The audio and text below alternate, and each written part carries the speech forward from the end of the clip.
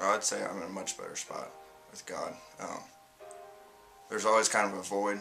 I went to church sporadically, in my younger years, and now that I'm going every week, you feel that void just filled, and it's great.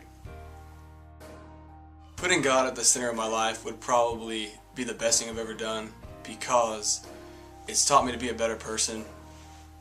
Like I said before, to love in a whole new way. It's made me feel better and helps me help other people a lot easier.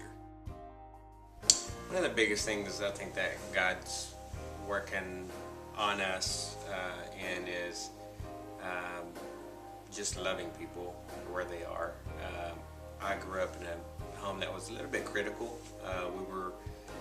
I grew up in a Christian home, but we were very critical a lot of times of other people, sometimes Christians that maybe were struggling with different things, and when one of the things that I'm learning more about is Jesus was never critical of people that needed him. He was only critical of people that were fake and religious, and so just to genuinely love people where they're at is an area that I've been really trying to work on. Yeah, I absolutely. That was the first thing that came to my mind. I think there's two things that we've been really, really focused on, and that's one of them.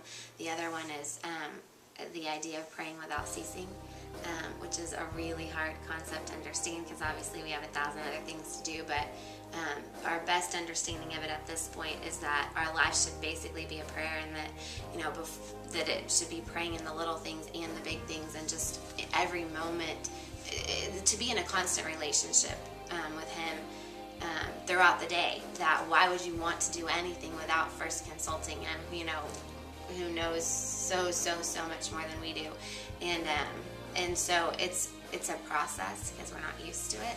We always pray in the morning, pray before dinner, pray pray when some big thing's coming up, but we've been trying to pray all the time, and it's been pretty cool.